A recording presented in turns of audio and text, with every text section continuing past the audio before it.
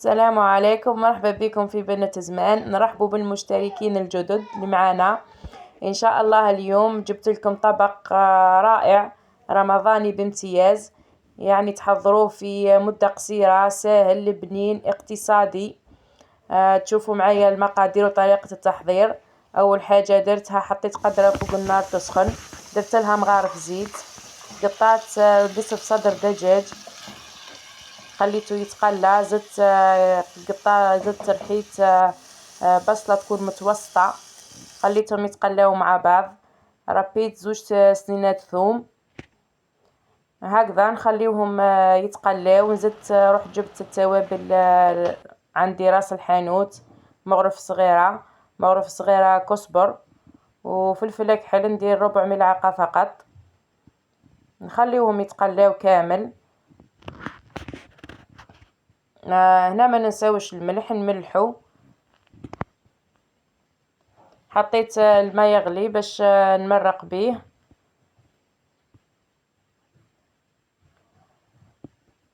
نخليو القدرة تاعي حتى يطيب الدجاج وتخثر.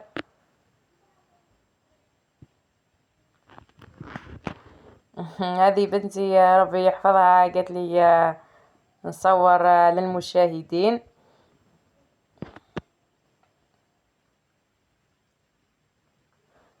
في جهة أخرى درت كسكس، حطيت الجلبانة تفور. ما لازم نملحوها شوية باش ما تجيناش صامتة. هنا القدرة تاعي راهي طابت، الدجاج طاب وخثارت لاصوص. جبت بلاطو اللي ندخلو للفور، انا كنت قليت البطاطا، قطعتها مربعات صغيرة وقليتها. رشيت البلاطو بالزيت، حطيت البطاطا كطبقة اولى، جبت الجلبانة اللي فارت نحطها فوق البطاطا، والدجاج هذاك اللي كان طاب زدت قطعته، يعني فتته قطع صغيرة ونحطه فوق الجلبانة. صدقوني هذا طبق رائع في البنة. جبت زوج بيضات، كبيت عليهم شوية من لاصوص اللي كان طاب فيه الدجاج، نصبه فوق البطاطا والدجاج والجلبانة. نزيد نحط هذاك اللاصوص اللي قعد.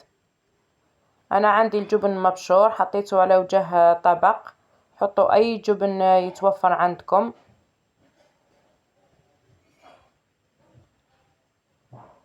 هكذا نديوه نحطوه في الفرن، نشعلو من التحت يغلي شوية، واحد ل10 دقايق، نزيدو نشعلو من الفوق. هنا الطبق تاعنا راهو جد خرج ما شاء الله. راح نقص معكم شوية باه تشوفوه.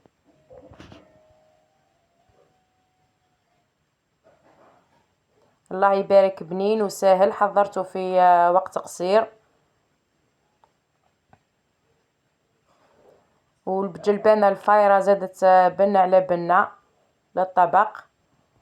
هذا هو الطبق تاعنا، سهل في الخدمة وبنين. ما تنساوش اللايك، ما تنساوش الاشتراك في القناة باش يوصلكم كل جديد. ان شاء الله تجربوه وتحطوا لي رايكم في التعليقات.